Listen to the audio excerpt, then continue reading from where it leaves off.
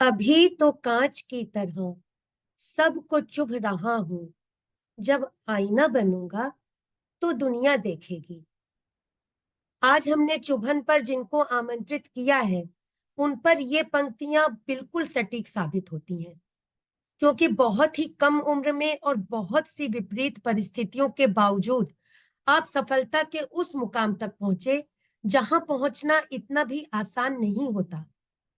हम मिलेंगे अंकित चौधरी शिव से। आप गुजरात से हैं और लेखक हैं। अब तक कई उपन्यास, धारावाहिक, कविताएं, लघु फिल्म स्क्रिप्ट आदि लिख चुके हैं, जिससे आप काफी लोकप्रिय भी हैं। आपकी 10 पुस्तकें प्रकाशित हो चुकी हैं। आपका अपना निर्मोही प्रकाशन भी है। आपने निर्मोही नाम से एक पत्रिका का भी काफी समय तक संपादन किया। तो चलिए मिलते हैं अंकित जी से। नमस्ते अंकित जी, चुभन पर आपका बहुत बहुत स्वागत है। नमस्ते भावना जी, थैंक यू सो मच। और अंकित, क्योंकि आप एक लेखक हैं और साथ ही प्रकाशक भी हैं, तो आपके साथ आज का संवाद मैं इन पंक्तियों से आरंभ करूंगी कि किताबें पढ़ना अगर आदत हो जाए तो जीने की फिर हजार वजह हो जाए। तो है ना ये बात वैसे? जी लेकिन जी। कुछ वर्षों से आप भी ये देखते होंगे कि इंटरनेट की दुनिया और ये आभासी दुनिया, वर्चुअल वर्ल्ड, इन सब में रहने के कारण आज हमारा ज्यादातर समय खाली इन चीजों में ही जाता है। एक आदत सी हो गई है, कह लीजिए एक नशा सा हो गया हमको इन चीजों का। ऐसे में आप किताबों की क्या स्थिति देखते हैं? क्या लोगों की प्रवृत्ति खरीद कर किताबें पढ़ने की है? क्योंकि आप प्रकाशक भी हैं तो आपको ज्यादा अनुभव होगा इस बात का। और लोग लौटना चाह रहे हैं इस ओर, ऐसा मुझे लगने लग गया आजकल। तो आप क्या कहना चाहेंगे? सबसे पहले मैं अपने बात की शुरुआत यहीं से करूंगी, फिर हम आपके बारे में थोड़ा थोड़ा और जानेंगे। शुरुआत में बहुत अच्छा क्वेश्चन कर लिया है आपने। जी जी। एज ए प्रकाशक बताऊं ना, तो मैंने देखा है कि जो हमारा गुजराती लैंग्वेज है, मैं गुजराती लैंग्वेज की स्पेसिफिक बात करूंगा। तो जो हमारा गुजराती लैंग्वेज है, तो मैंने उसमें देखा है कि जब भी मैं मेरी बुक पब्लिश करता हूँ या और किसी लेखक की पब्लिश करता हूँ, तब मैं देखता हूँ कि लोगों का जो क्रेज है बुक को खरीदने के ऊपर, वो बिल्कुल नहीं है। हाँ, और बिल्कुल। ये सच बात है। जी क्योंकि जब कोरोना आया, कोरोना टाइम में ऐसा हो गया कि लोग बाहर नहीं निकल सकते थे, कुछ जी खरीदना नहीं चाहते थे। जो भी चाहते थे वो ऑनलाइन खरीदते थे। और अभी तो इतने सारे प्लेटफॉर्म अवेलेबल हो गए हैं, जैसे कि प्रतिलिपि है, मातृभारती है, ऐसे बहुत सारे प्लेटफॉर्म है जी जो जी वो ऑनलाइन रीडिंग की सुविधा प्रोवाइड करते हैं। तो लोगों का उस तरफ ध्यान ज्यादा है, क्योंकि वहां पे फ्री में भी मिलता है और कंटेंट भी मिलता है। जिसको रीड करना चाहे उसको कर सकते हैं, जिसको रीड नहीं करना चाहे उसको स्किप कर सकते हैं। जी बुक्स में कैसा होता है कि अगर किसी ने मान लो कि मेरी बुक्स खरीद ली, उसको बोर होगा, पढ़ना उसने शुरू किया, फिर आगे जाके उसको बोर होगा जी कि यार ये स्टोरी तो बड़ी बोरिंग है, तो उनके पास ऑप्शन नहीं होता जी। कि मेरी बुक वो स्किप कर सके खरीदने के बिल्कुल। बाद। पर जो ये ऑनलाइन प्लेटफॉर्म है, जैसे कि ब्लॉग है, जैसे कि आपका ब्लॉग है चुभन, जी तो लोग क्या चाहते हैं, अपनी पसंद के हिसाब से वहां पे पढ़ सकते हैं। तो जो ये ऑनलाइन प्लेटफॉर्म्स आए हैं, उसकी वजह से जो बुक्स की और जो क्रेज है वो खत्म हो चुका है। और शायद आगे जाके आ भी सकता है और नहीं भी आ सकता, क्योंकि इंटरनेट है, इंटरनेट पे सब कुछ अवेलेबल है, बिल्कुल। बुक्स भी अवेलेबल है। तो नहीं। मुझे नहीं लगता कि जी लोग जी। लौटेंगे बुक की ओर। जैसे आजकल थोड़ा पुस्तक मेला, बुक फेयर वगैरह का कॉन्सेप्ट आ गया, लोग उसमें जाते हैं। पर मुझे ज्यादातर जी लगता है कि देख कर और फिर लौट आते हैं। खरीदने की प्रवृत्ति बहुत कम हो गई है। किताबों पर पैसा लगता है कि हम व्यर्थ कर रहे हैं खरीद कर किताबें। सही बात है। पर एज ए राइटर मैं ये कहना चाहूंगा कि अगर कोई बुक्स खरीदता है, मैंने बहुत सारी बुक्स पब्लिश की है, मेरी मार्केट में 12 से 15 तक बुक्स अवेलेबल है इन दिनों में। तो अगर मेरी एक भी बुक जाती है महीने में, तो बेसिकली मुझे बहुत खुशी होती है कि चलो, कोई पढ़ने वाला है जो बुक खरीदता है, मेरी बुक्स खरीदता है, उसे रीड करता है, और रिव्यू दे या ना दे, पर बिल्कुल। मुझे खुशी, बुक सेल होती है तब मुझे बहुत खुशी होती है। और इन दिनों में महीने में एक या दो बुक्स भी सेल हो जाए तो बहुत बढ़िया बात है किसी राइटर के लिए। अच्छा, जैसे अभी मैंने आपसे बोला कि आभासी दुनिया, वर्चुअल वर्ल्ड का इस्तेमाल किया, तो अगर जी देखा जाए तो हम और आप भी आज जुड़े हुए हैं, तो इसी के माध्यम से हम लोगों का भी आपस में संवाद हो रहा है। और इस तरह हम जी देश ही नहीं, विदेशों के भी लोगों को जोड़ते हैं, तो इस चीज के बहुत सारे फायदे भी हैं। और कोरोना के समय से ये चीज ज्यादा हुई, तो अगर देखा जाए तो हर समय होता है, हमें आगे आगे बढ़ना चाहिए, तो शायद समय की ये मांग है, इसलिए भी ये चीजें हो रही हैं, हमें स्वीकार करना चाहिए। आपको भी ऐसा सही लगता बात है। होगा, है ना? सही बात है। जैसे जैसे हम आगे बढ़ते हैं तो कुछ ना कुछ हर दिन नया आता है। अगर जी मार्केट में हम किसी चीज को खरीदते हैं तो उसमें भी अभी ऑप्शन मिलने लगे हैं, तो हमें जो बिल्कुल। बेटर लगता है वो हम खरीदते हैं। तो समय के साथ सब कुछ चेंज होता है। वैसा बुक्स के साथ भी हुआ कि बुक्स बिकनी बंद हो गई, और जो ऑनलाइन जो प्लेटफॉर्म्स आए हैं, अभी तो बहुत अच्छी लाइब्रेरीज भी अवेलेबल है ऑनलाइन, जी जो बेसिकली किसी कमरे में हुआ करती थी, किसी रूम में हुआ करती थी, जहाँ पे लोग जाते थे पढ़ने के लिए। पर जी जी अभी मोबाइल और इंटरनेट इतना आगे बढ़ चुका है, लोगों पे इतना हावी हो चुका है। लोग सारे उसके, क्या बोलते हैं कि लोगों को उसकी हैबिट हो गई है, तो लोग अपने फोन में ही पढ़ते हैं, लैपटॉप में पढ़ते हैं, जी टैबलेट में पढ़ते हैं। तो वहां पे जी उसमें क्या होता है, वो जैसे चाहे वैसे पढ़ सकते हैं। अगर किसी लाइब्रेरी में जाएंगे तो उनको बैठ के ही पढ़ना पड़ेगा। जी जी जैसे कि अभी मैं इंटरव्यू दे रहा हूँ तो मैं बैठे बैठे दे रहा हूँ। तो बिल्कुल। और मोबाइल में पढ़ना होता है तो वो सोते सोते भी पढ़ सकते हैं, बैठते भी पढ़ सकते हैं। और वो कहीं पे भी जाते हैं तो मोबाइल में ऑन कर लेते हैं कि चलो पढ़ना है, टाइम है तो कुछ पढ़ लेते हैं, तो वो मोबाइल में कर सकते हैं। वहां पे जी बुक्स भी लेके नहीं जाते वो लोग। जी। और उसका हमारे स्वास्थ्य पर और हमारे सामाजिक व्यवहार पर क्या असर होता है, ये एक अलग विषय हो जाता है, उसके ऊपर कभी अलग से चर्चा की जा सकती। आज हम आपके बारे में जानेंगे, क्योंकि आपने इतने कम समय में, काफी कम उम्र में लेखन के क्षेत्र में इतना नाम किया। तो सबसे पहले मैं आपसे यही जानना चाहूंगी कि आपको कैसे पता चला कि आपके अंदर एक लेखक छुपा हुआ है? बहुत अच्छा क्वेश्चन है। मैं इसकी जी। प्रतीक्षा कर रहा था अच्छा बेसब्री अच्छा। से जी कि मैं जी कब बताऊं। मुझे बहुत कम लोग पूछते हैं इसके बारे में, कि आपको कैसे पता चला कि आपके भीतर एक राइटर छुपा हुआ है। तो मुझे 2020 से पहले पता ही नहीं था कि मैं राइटर हूँ, मेरे अंदर कोई राइटर छुपा है, या मैं 4 साल बाद यहाँ पे होगा, मेरा एक खुद का प्रकाशन होगा। मैंने कुछ सोचा ही नहीं था। मुझे बचपन से देखो कि मुझे टीचर बनना था, तो मैंने टीचर बनने के बारे में ही सोचा था। मैंने बीएड किया, सब कुछ किया। बीएड के टाइम जब मैं बीएड कर रहा था, उस टाइम मैंने 3 ड्रामा लिखे थे, जो जी हमारी जो बीएड कॉलेज थी उसमें प्ले हुए थे। तब भी मुझे नहीं पता था कि मैं राइटर मटेरियल हूँ या मैं राइटर बन सकता हूँ। एक दिन मैंने बेसिकली जो ये टेक्नोलॉजी, जो वर्चुअल दुनिया हमारे लिए क्रिएट हुई है, जैसे कि व्हाट्सएप है, सोशल मीडिया है, तो मैंने व्हाट्सएप पर एक दिन स्टेटस रखा, उसमें मैंने अपना एक स्पॉट डाला हुआ था। तब मेरी एक फ्रेंड ने उसे पढ़ा और उसने मुझे मैसेज किया कि तुझे लिखने का शौक है। तो बेसिकली मेरा जवाब था कि हाँ शायद मुझे है, पर मैं जी ज्यादा लिखता नहीं। फिर उसने मुझे पूछा कि तू कुछ लिख, तू क्यों लिखता नहीं है, इतना अच्छा तो तूने लिखा है।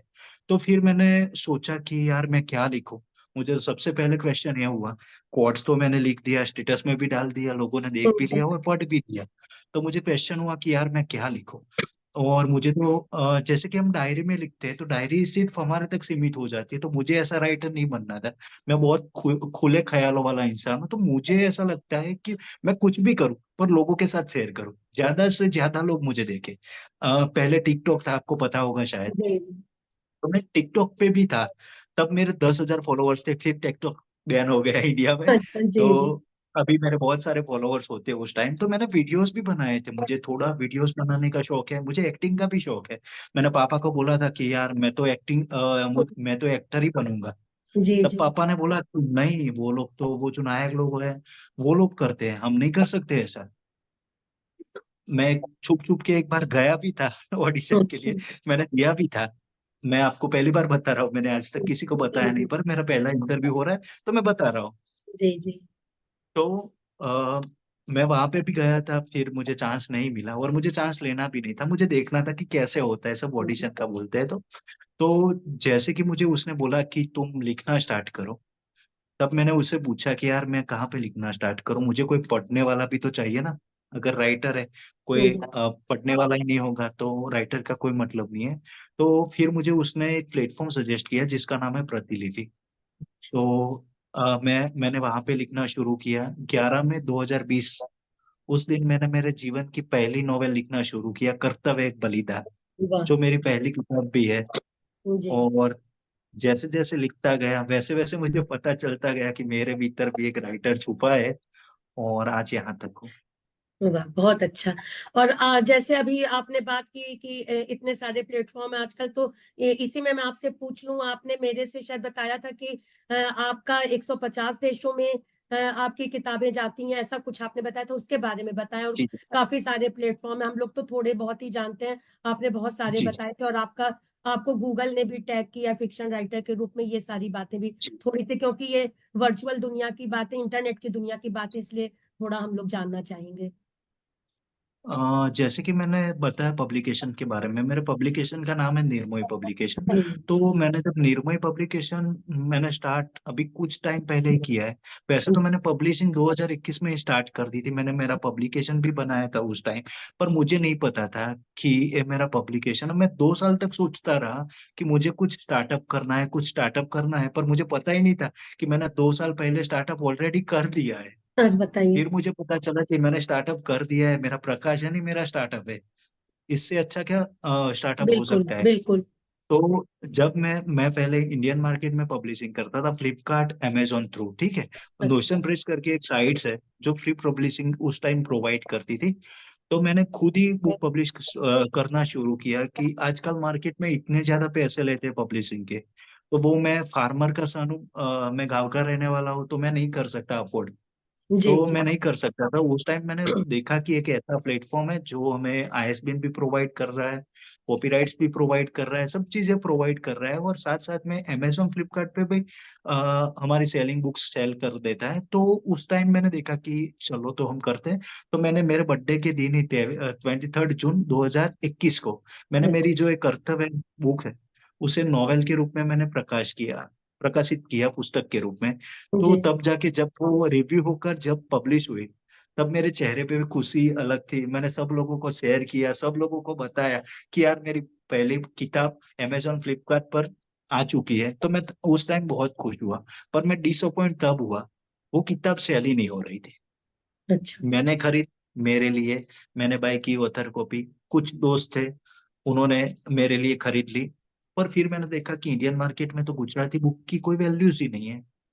जो नामचीन राइटर्स हैं, तब मैं न्यू कमर था, तो मेरी बुक्स कोई भी नहीं खरीदेगा उस टाइम, क्योंकि मेरे बारे में जानेगा ही नहीं तो कैसे जी खरीदेगा। जी। और वो स्टोरी फ्री में प्रतिलिपि पे, मातृभारती पे अवेलेबल थी, तो कोई बुक क्यों लेगा। तो बिल्कुल। उस टाइम कोई बुक नहीं खरीद रहा था। फिर मैंने इंटरनेशनल मार्केट में मैंने देखा कि चलो हम इंडियन मार्केट में तो ट्राई कर लिया पर कुछ हुआ नहीं। तो मैं जी। ढूंढने लगा कि यार कोई तो प्लेटफॉर्म ऐसा होगा कि जो मुझे इंटरनेशनली प्रोवाइड करेगा, क्योंकि ऐसा है तो नहीं है कि ओनली इंडिया में गुजराती है, बिल्कुल। बहुत सारी जगह पे गुजराती है। तो फिर मैंने ऐसे प्लेटफॉर्म ढूंढना शुरू किया, मैंने उन पर रिसर्च किया क्या होता है। बिके तो बिके, ना बिके तो कोई बात नहीं, ठीक जी है। जी। मैं पहले से मेंटली प्रिपेयर था उसके लिए कि अगर बुक नहीं बिकेगी तो चलेगा, पर मुझे कुछ ऐसा करना है। जैसे कि आप, एक कहावत मुझे इस टाइम याद आ रही है जी। कि हम जब जन्म लेते हैं तब कुछ लेकर नहीं आते, और जब हम मर जाते हैं तब तब कुछ भी लेकर नहीं जाते। बिल्कुल। पर जो राइटर लोग हैं, जो एक्टर लोग हैं, वो जो आर्टिस्ट लोग हैं, मैं कलाकार। ओनली स्पेसिफिक बिल्कुल एक चीज के बारे में बात नहीं करूंगा। जो आर्टिस्ट लोग हैं वो कुछ ना कुछ अपना नाम पीछे छोड़ के जाते हैं। बिल्कुल जाते हैं। तो मुझे कुछ ऐसा चाहिए था कि अगर मैं बुक्स बना लूं तो मुझे 20 या 40 साल तक नहीं चाहिए थी कि 20 या 40 साल या 100 साल तक बुक्स रहे मेरी। मुझे ऐसा चाहिए था कि लाइफ टाइम रहे। तो मैंने ऐसा जरिया ढूंढ के निकाला कि इंटरनेट है, वो लाइफ टाइम रहने वाला है। तो मैं कुछ ऐसे प्लेटफॉर्म्स ढूंढता हूँ कि जिस पर मैं अपनी बुक लिस्ट कर पाऊँ और सेल कर पाऊँ। तब मैंने इंटरनेशनल मार्केट में मैंने सर्च किया, बहुत ज्यादा रिसर्च किया। फिर उसके बाद मुझे पता चला कि ऐसे भी प्लेटफॉर्म है जिस पर हम आ सकते हैं, हम कुछ कर सकते हैं। और मैंने शायद पिछले साल जून में ही मेरे बर्थडे के आजू बाजू ही मैं इंटरनेशनल मार्केट में भी गया, और वहां पे जाके मैंने बुक लिस्ट किया। मेरा सबसे पहला मैंने बुक लिस्ट किया था केसरिया, जो मेरा शॉर्ट स्टोरी कलेक्शन है। तो मैंने अच्छा। उसको लिस्ट किया, तो मैंने देखा कि 4 महीने तक वो हर महीने एक एक कॉपी बिका, अच्छा। और मेरा रॉयल्टी डॉलर में आने लगा। तब मैं लोगों को बोलता था, जो मेरे पास वाले लोग हैं, जी। कि आप लोग कमाने के लिए, जो बाहर रहते हैं कनाडा और यूएसए, तो मैं उन लोगों को बोलता था कि आप लोग डॉलर कमाने के लिए बाहर जा रहे हैं, मैं मुझे इंडिया में घर घर में पे बैठ के डॉलर कमा रहा हूँ। बिल्कुल बिल्कुल। तो तो फर्क पड़ा उस टाइम आपकी मेरे लिए खरीद बहुत, में। पुस्तकों हाँ, की खरीद तो में फर्क उस टाइम, पड़ा। जी। हाँ, तो फिर मुझे लगा कि अब तो सेल हो रही है इंटरनेशनली। जब इंटरनेशनल मार्केट में पहली बुक सेल हुई ना, तब मैं जिसे माँ बोलता हूँ, उनका नाम है भारती पंडेरी जी और नारदी पारेख जी। तो मैंने इन दोनों को कॉल किया, साथ में कॉन्फ्रेंस में जोड़ा। वो भी राइटर है। मैंने जी नारदी पारेख के बारे में तो आपको बताया था। जी जी तो वो दोनों ही राइटर हैं। तो उन दोनों को मैंने कॉन्फ्रेंस कॉल किया और फिर मैंने बोला कि देखो, मेरे इंटरनेशनल मार्केट में मेरी बुक सेल हो गई। और जी। मैं बहुत ज्यादा खुश था। वो लोगों ने मेरे चेहरे पे खुशी देखी और वो भी खुश हो गए कि अच्छी बात है यार, कि गुजराती में कुछ नहीं सेल हो रहा था, इंडियन मार्केट में नहीं हो रहा था, तूने इंटरनेशनल में एक बुक बेच दी। तो उस जी। टाइम मुझे बहुत ज्यादा खुशी हो रही थी। और इंटरनेशनल मार्केट में मैंने फिर देखा, मैंने रिसर्च किया, तब मुझे पता चला कि इंडियन ऑथर में मैं दूसरे नंबर का ऑथर था, जिसकी अच्छा। किताब वर्ल्ड के हर प्लेटफॉर्म पे अवेलेबल है। वाह। फिर मैंने सोचा कि चलो हम अपने तक ही सीमित ना रखें, हम इसमें पब्लिकेशन बनाते हैं, लोगों की मदद करते हैं। और फिर मैंने लोगों की बुक पब्लिश करना शुरू किया। मेरे पास बहुत राइटर्स आए। और मैं पहली बार बता रहा हूँ, अभी तक मैंने किसी को नहीं बताया। मैंने अब तक 15 बुक पब्लिश कर चुका हूँ। अच्छा, वाह। और उनको ऐसे इंटरनेशनल मार्केट में प्रमोट भी कर चुके हैं आप। हाँ जी। तो खाली और मैं गुजराती की आप करते हैं कि हिंदी और अन्य भाषाओं की भी करते हैं? देखो, वर्ल्ड वाइड है, मुझे कोई लैंग्वेज आए या ना आए, पर मैं बिल्कुल। उनको बोलूंगा कि आप मुझे प्रूफ रीडिंग करके दो। मैं डिजाइन तो कर लूंगा, मैं वर्ल्ड की सारी लैंग्वेज को पब्लिश बिल्कुल। कर सकता हूँ। बिल्कुल। और जी। हिंदी हिंदी की भी करनी चाहिए आपको, हिंदी हमारी राजभाषा है तो उसकी भी करनी चाहिए। जी, जैसे जैसे राइटर्स मिलते जाएंगे, अगर आपके पास भी कोई राइटर्स हो कि जिसे बिल्कुल आप मैं कहूंगी। जानते हो, बिल्कुल हाँ, कहूंगी। तो मैं हम करेंगे। मुझे बहुत खुशी होगी कि मैं बिल्कुल। गुजरात से भी बाहर जाऊं और गुजराती के अलावा दूसरी बुक्स भी पब्लिश करूं इंटरनेशनल माध्यम में, क्योंकि जरूर है, जरूरत है, लोग हैं बाहर पढ़ने वाले, हाँ, यही खरीदने मैं भी वाले। कहने वाली थी कि विदेशों में भी जो भारतीय बसे हुए हैं वो बहुत ज्यादा हमारे देश की साहित्य को पढ़ना भी चाहते हैं। लेकिन क्या है अंकित, कि जैसे आपको तो इन चीजों का ज्ञान हो गया और आपने कर लिया समय पर, लेकिन मेरे साथ भी ऐसे बहुत से राइटर जुड़े हुए हैं कि जो बहुत अच्छा लिखते हैं, उनको पढ़ना मतलब मैं अपना सौभाग्य समझती हूँ कि मैं उनको जान रही हूँ और उनको पढ़ रही हूँ। लेकिन इस तरह से उनका प्रमोशन नहीं हो पाता। तो मैं आपसे यही कहूंगी कि आपको करना चाहिए इस क्षेत्र में, और लोगों को आगे करना चाहिए, आगे उनकी पुस्तकें, उनका साहित्य जाए विदेशों तक। इस तरफ सही आपको। बात है। डेफिनेटली मैं करूंगा और मुझे खुशी मिलेगी लोगों को आगे करने में, क्योंकि आज तक मैंने जो भी किया है, कुछ भी मैंने किया है, मैं सेमिनार करता हूँ, सब कुछ मैं करता हूँ। मैंने सेटचेट पे बहुत सारे सेशन भी किए, राइटिंग के भी सेमिनार किए, पब्लिशिंग के भी फ्री सेमिनार किए। मैं लोगों को बोलता हूँ कि आप आगे आओ, मैं आपकी हेल्प करने के लिए तैयार हूँ, आप आगे आओ। तो काफी सारे लोग आने लगे, उनके कांटेक्ट से भी दूसरे दूसरे लोग मुझसे जुड़ने लगे और इंटरनेशनल मार्केट में वो बुक पब्लिशिंग करवा रहे हैं। और वो जानना चाहते हैं कि चलो हम चलते हैं या नहीं चलते। पर जी कोई जी। बात नहीं, हम है और नहीं है, पर हमारे पीछे बुक्स रहने वाली है, तो वो लोग इंटरनेशनल मार्केट की ओर खींच रहे हैं। हम सब लोग कुछ भी करते हैं तो इसलिए करते हैं कि उसको ज्यादा से ज्यादा लोग देखें, पढ़ें, सुने। आज हम कार्यक्रम भी कर रहे हैं तो हमारा उद्देश्य यही है कि ज्यादा लोग इसको देखें। तो ये चीज तो होगी तो बहुत ही अच्छी एक बात है। अच्छा अंकित, जैसा मैंने जाना कि आप ग्रामीण परिवेश से आते हैं, तो मैं जानना चाहूंगी कि जब आपने लेखन को और प्रकाशन को अपने पेशे के तौर पर लिया, तो लोगों की क्या प्रतिक्रिया रही, आपको क्या परेशानियां हुई, या सब कुछ ठीक ठाक रहा, उसके बारे में बताएं कुछ। जब मैंने लिखना शुरुआत की, मैंने जब लिखना शुरू किया, तब जी जब मैंने पहला पार्ट पब्लिश किया, जी कर्तव्य एक बलिदान का, मेरी पहली नॉवेल थी, तो मैंने लिंक्स बहुत सारे लोगों के साथ शेयर किया। जी तो जी। मैंने लिंक शेयर किया तो बहुत सारे लोगों ने स्टेटस में डाल दिया। कुछ अच्छा। लोगों ने पढ़ा, मुझे रिव्यू रिव्यू दिया कि अच्छा लिखा है, well started, all the best आगे के लिए, आगे भी लिखना, आगे भी लिखे तो मुझे शेयर करना, क्योंकि वो पार्ट वाइज था। कुछ लोगों ने ऐसा बोला कि तेरे से भी अच्छे बहुत सारे राइटर्स जी हैं, उन्होंने कुछ झंडा नहीं उखाड़ लिया, तू क्या उखाड़ लेगा। जी। मुझे ऐसा भी बोला। फिर मैंने बोला कि कोई भी हो, कुछ भी हो, मुझे लिखना है। मैंने एक पार्ट लिख दिया, तो मुझे एक, बोलते हैं ना, एक कॉन्फिडेंस आ जाता है। आपने बिल्कुल। कुछ कर लिया, उसके बाद एक कॉन्फिडेंस डेवलप होता है कि आपको करना ही है। मैं सब लड़ा, मैं सब लोगों से लड़ा मेरे शौक के लिए, जैसे जैसे मुझे पता चल रहा। और सबसे अच्छी बात तो तब हुई जब कर्तव्य एक बलिदान की first audio book Kuku FM पे आई। कुकू एफएम ने मेरे कर्तव्य एक बलिदान के 8 पार्ट की ऑडियो बुक्स बनाई। तब मैंने उसको सुना, मैंने 3 बार सुना। मैंने 3 बार सुना तो मैं हर बार रोया। क्योंकि मुझे खुद को नहीं पता था कि मैं इतना अच्छा लिखता हूँ। वाह, और बहुत अच्छी वो बात सुन है। के तो मैं, हाँ, मैं इमोशनल हुआ। पर जो मैंने स्टोरी लिखी थी और जिस तरह से वो आरजे झरना थी, उसने उसे डिफाइन किया था, रुजू किया था। तो वो सुनकर मैं इमोशनल काफी टाइम हो गया। और मैंने लोगों को भी बोला कि आप सुनो, पढ़ना नहीं अच्छा लगता तो आप सुनो, आपको अच्छा लगेगा। और ग्रामीण से आने की वजह से मुझे बहुत सारी दिक्कतें आई है, क्योंकि मुझे किसी ने सपोर्ट नहीं किया जी मेरे ड्रीम में। जो भी मेरे रीडर्स है उनका ही मुझे सपोर्ट है। आज जो भी कुछ मैं हूँ, मेरे रीडर्स की वजह से हो, महादेव के आशीर्वाद की वजह से हो, क्योंकि मुझे करना था और मैंने किया है। तो बहुत सारी दिक्कतें आई, बहुत कुछ लोगों ने बहुत कुछ बोला, और बहुत कुछ मेरी पर्सनल लाइफ में भी बहुत कुछ हो गया है। जी जी। तो वो हम कभी फिर बात करेंगे। ठीक, बिल्कुल। और जी। जैसा आपने कहा कि आप ग्रामीण परिवेश से हैं, तो आपकी शिक्षा कहाँ और कैसे हुई? वहीं गांव के स्कूल्स में, कि फिर आप आगे भी गए कुछ? पहले 10वीं तक मैंने गांव में स्टडी की, गांव में। गांव में स्टडी करते वक्त तो मुझे पता ही नहीं था यार। मैं जब छोटा था ना, तो मुझे स्टडी के लिए मैं कुछ भी नहीं था। मुझे स्टडी से लगा भी नहीं था। मैं खेलने में दिन निकाल लेता था, घूमने में एक दिन निकाल देता था। मैं स्कूल में रोज जाता था, पर पढ़ाई में मैं इतना अच्छा नहीं था उस टाइम जब मैं छोटा था। जी जब जी। मैं 11वीं 12वीं के लिए मैं बाजू वाली सिटी में गया, ऊंजा करके सिटी है मेरे गांव के पास।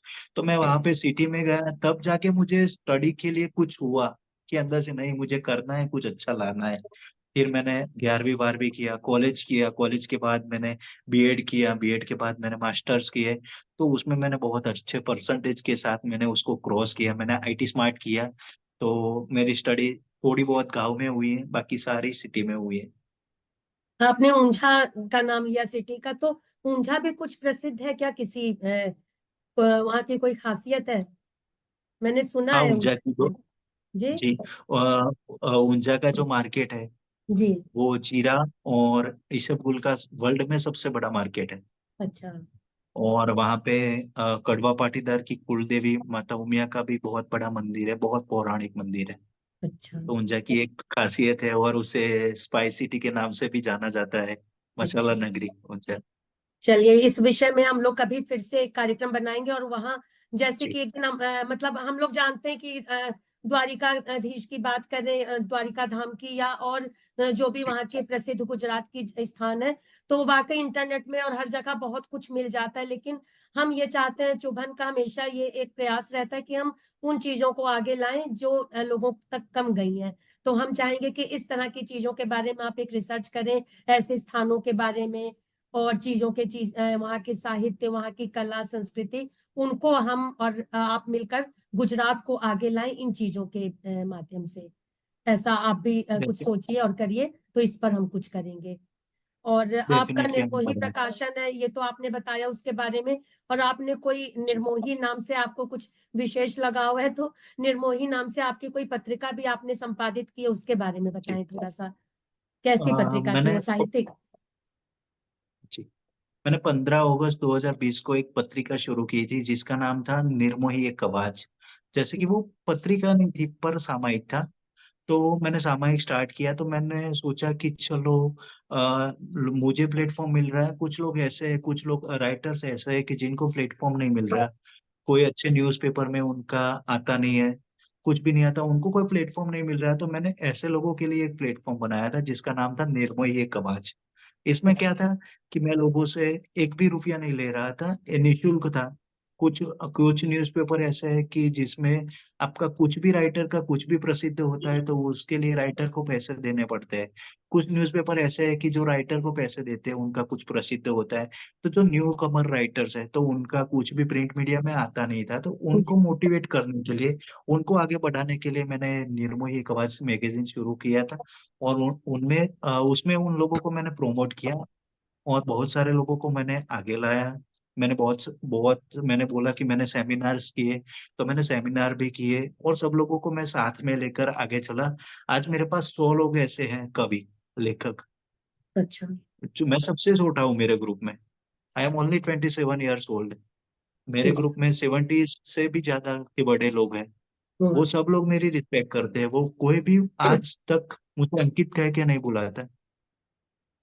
सब जी। लोग अंकित भाई कह के बुलाते हैं। तब मुझे थोड़ा अजीब लगता है कि कोई हमसे बड़ा है, इतनी ज्यादा रिस्पेक्ट देता है, तो थोड़ी अजीब लगता है। पर वो लोग हमेशा बोलते हैं कि तुम भले उम्र में छोटे हो, पर जो तुम्हारा ज्ञान है उसमें हम सबसे बड़े हो। हम काम से तो सम्मान मुझे, पाते हैं। बिल्कुल। हाँ, तो वो निर्मय कवच करके मुझे वो मिला है, बहुत बड़ी जिससे बात। मैं बहुत खुश हूँ। यही आपके लिए बहुत बड़ी बात होनी चाहिए। और आपका पेन नेम शिव है, तो इसके पीछे कोई कारण आप, क्योंकि हम भी, हमारे कार्यक्रम से भी बहुत से हम लोग शिव भक्ति हैं, सब शिव से जुड़े हुए लोग हैं।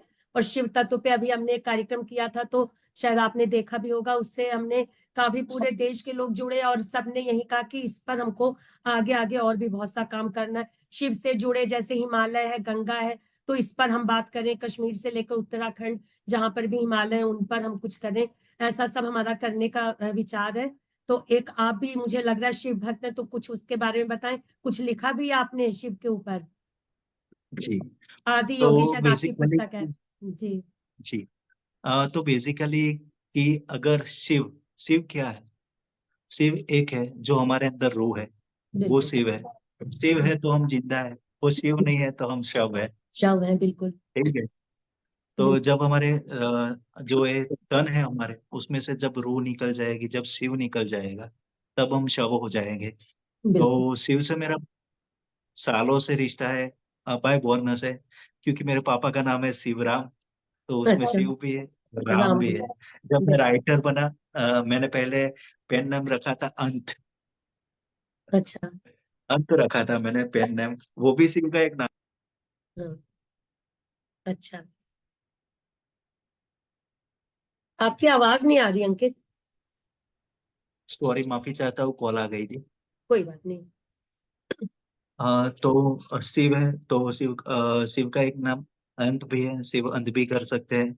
तब मैंने अंत रखा था, तो कुछ लोगों ने बोला कि यार एक ऐसा पेन नेम रखा है।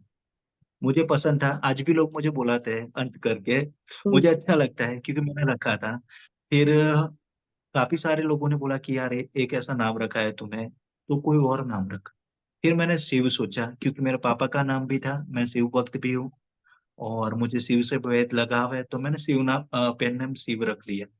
फिर उसके बाद देखो कि मैं राइटर हूँ, तो राइटर एक ऐसा इंसान होता है कि जो हर चीज के बारे में सोचता है। कुछ लोग ऐसे होते हैं कि जिनको प्रेम, प्रेम के बारे में सोचते हैं, प्रेम के बारे में लिखते हैं। मैं ऐसा राइटर हूँ, मैंने कोई भी ग्रंथ छोड़ा नहीं है। मैं सब ग्रंथ में लिखता हूँ। जैसे कि आध्यात्मिक है, जैसे कि थ्रिलर है, सस्पेंस है, लव स्टोरी है, सब में, मुझे सब में महारत हासिल है। और मैं शायद एक ऐसा राइटर होगा जिसको पढ़ना बिल्कुल नहीं पसंद। जी। मैंने अभी तक कुछ भी नहीं पढ़ा, पर मैं हमेशा बोलता हूँ कि शिव की देन है जो शिव को मिली है। वाह। एक शिव मेरे महादेव और एक शिव मतलब कि मैं। तो मैंने आध्यात्मिक में 3 नॉवेल नवलिका लिखी है, जिसका नाम है, एक है आदि योगी, दूसरी है देव अमृता और तीसरी है शिव शक्ति। उसमें मैं आदि योगी के बारे में बात करूंगा, क्योंकि वो मेरी पहली आध्यात्मिक नॉवेल है, जो जी। न्यूज़पेपर में भी पब्लिश हो चुकी है। मेरी तीनों नॉवेल न्यूज़पेपर में पब्लिश हो गई है, गुजरात मेल में। तो और हिंदी में दो वो कि की वो भी पुस्तक, गुजराती में है? नहीं गुजराती में, पर मैं, अगर लोग चाहेंगे हमारे इंटरव्यू देख के, तो मैं डेफिनेटली उसको गुजराती में भी ट्रांसफर, हिंदी में भी बिल्कुल। ट्रांसफर करूंगा। बिल्कुल। तो मैंने जब आदि योगी लिखना स्टार्ट किया, तो मुझे लिखना था कुछ आध्यात्मिक, क्योंकि मैंने बहुत सुना था कि ऋषि मुनि है वो लिख के गए हैं जो आध्यात्मिक के ऊपर जो भी स्टोरी है। तो अभी फिलहाल कोई ऐसा राइटर नहीं है कि जो आध्यात्मिक पे लिख पाए, मतलब कि स्टोरी, कि पहले जैसा कि कोई गांधर्व आता है उसे ऋषि कन्या से प्यार होता है, या कोई अप्सरा आती है उसे किसी पृथ्वीवासी से प्यार होता है, ऐसा जो ऋषि मुनि है वो लिख के गए। तो मैंने सोचा कि चलो मैं भी शिव हूँ, मैं भी अध्यात्म में इतना मानता हूँ, तो मैंने आदि योगी लिखना शुरू किया। तो आदि योगी के मेन कैरेक्टर है अवंतिका और अभिरथ। अभिरथ है वो गांधर्व है, और जो अवंतिका है वो ऋषि कन्या है। जी। तो जब अवंतिका के जो पिता होता है माधवानंद जी, वो उसके लिए परेशान होते हैं, तब वो शिव जी के आगे प्रार्थना करते हैं कि मेरी बेटी की शादी के रिगार्डिंग, ठीक है, उनकी बेटी के शादी के रिगार्डिंग। तो फिर अवंतिका बोलती है कि शिव जी कुछ आप संदेश भेजिए, कि मुझे आपका संदेश चाहिए, अगर मुझे आपका संदेश मिलेगा फिर मैं शादी के लिए तैयार होगी। तब वो जो शिव जी है वो अभिरथ को भेजते हैं, गंधर्व को बुलाते हैं, उनको संदेश बताते हैं। फिर वो बोलते हैं कि जब सही समय आए तब तुम्हें ये अवंतिका को बताना है। जब सही समय आ जाता है, वो अभिरथ अवंतिका को बताने के लिए उत्सुक होता है कि मैं बता देता हूँ शिव जी का संदेश। तो जो अवंतिका है वो बोलती है कि नहीं, अभी समय आ गया है, पर मैं जहाँ पे बोलूंगी ना वहां पे आपको ये संदेश मुझे बताना पड़ेगा। तो फिर वो झरना होता है उसके समीप जाती है, वहां पे शिवलिंग भी होती है, शिवलिंग भी होता है। और वहां पे जाके वो बोलती है कि अब आप मुझे अपना वो जो संदेश है वो सुनाओ। फिर वो अभिरथ होता है, उसको तो अवंतिका अच्छी लगने लगती है। तो वो चाहता है कि मुझे वापस नहीं जाना, मैंने संदेश दे दिया है पर मुझे वापस नहीं जाना। पर वो महादेव को वचन देकर आया होता है कि उसको स्वर्गलोक वापस जाना होता है। तो वो जाता है, फिर महादेव के पास जाता है कि महादेव मुझे फिर से पृथ्वी लोक पर जाना है। तो वो पृथ्वी लोक पर फिर से आता है, और अवंतिका के साथ उन दोनों को एक दूसरे से प्यार होता है। फिर वो माधवानंद होते हैं जो अवंतिका के पिता, वो एक ऐसी शर्त रखते हैं कि मैं तुम्हारी शादी तभी करवाऊंगा जब शिव और पार्वती तुम्हारी शादी में आएंगे। अच्छा, वाह। और लास्ट में शिव और पार्वती उनको आशीर्वाद देने के लिए शादी में आते हैं, और अभिरथ और अवंतिका की शादी होती है, और यहाँ पे नोवेल एंड होती है। वाह, बहुत सुंदर। आध्यात्मिक नॉवेल भी आपने इतने सुंदर लिखे। हम चाहेंगे कि आप इस तरह के कुछ रोचक उपन्यास जरूर लिखें, और बाकी जिसमें आपकी रुचि हो, आपने जैसा कहा आपकी हर विषय में है। और अंकित, हमें बहुत अच्छा लग रहा है आपसे बात करके। लेकिन थोड़ा सा हमें समय भी देखना होता है, क्योंकि हमारे दर्शकों का ये कहना होता है कि आप छोटे छोटे कार्यक्रम बनाओ जिससे हम पूरा देख सकें। और हम आपको सही फिर बात से दोबारा आमंत्रित करेंगे अपने कार्यक्रम में। तो आज के लिए है। आपका बहुत बहुत आभार। आपने हमें इतनी अच्छी अच्छी बातें बताई। और बस यही आपके लिए शुभकामनाएं कि हमेशा आप अपने लेखन से ऐसे ही हम सबके मन में अपनी अमिट छाप अंकित करते रहें। तो बहुत बहुत धन्यवाद thank you Ankita. So much Bhavana ji, बहुत मजा आया, बहुत जी, अच्छा इंटरव्यू किया। थैंक यू हमें सो भी मच, बहुत शुभन अच्छा टीम लगा। का खूब खूब शुक्रिया। धन्यवाद, धन्यवाद।